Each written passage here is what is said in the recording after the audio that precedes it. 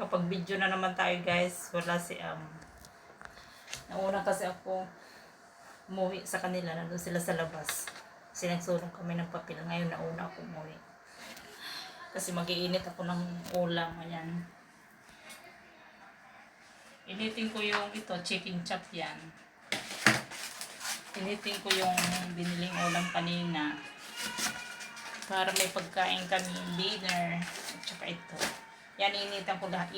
Initin ko lahat yan para mayroong ulam. Ito mayroong malak dito. Initin ko rin yan. So ilagay natin yung camera dito para tayo ay makapag-umpisa na. So let's go dito ka.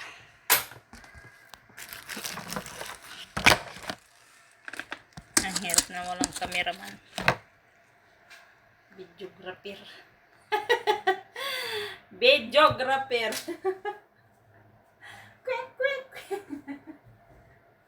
Parang masakit kaya yung ngipin ko dito.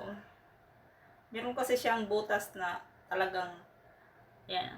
Doon na sa loob talaga yung putol ng ngipin. Tapos hindi siya matanggal. Kailangan siguro niya operahan para matanggal. So mag-iinit ako ng ulam. Hindi nga ako nagugutom kaso sayang naman to.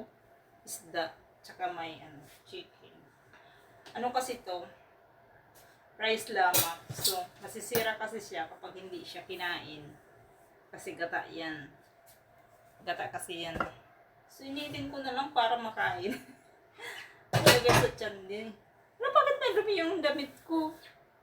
Nagtaka ako rito. Saan kaya ako sumandal? Bakit kaya may dumi yung damit ko eh? Nagkapag-video tayo kay walang amo. Initin ang pagkain.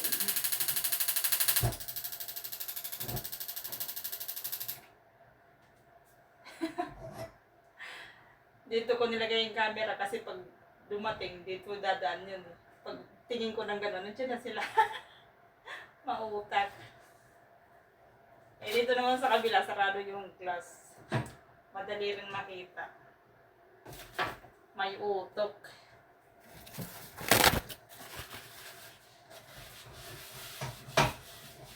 Hindi sana ako kakain kasi sisira na yan. Sakit kasi ngipin ko. Nandito na oh. Nandito na si Pedro. Ayun muna guys, nandito na si Pedro.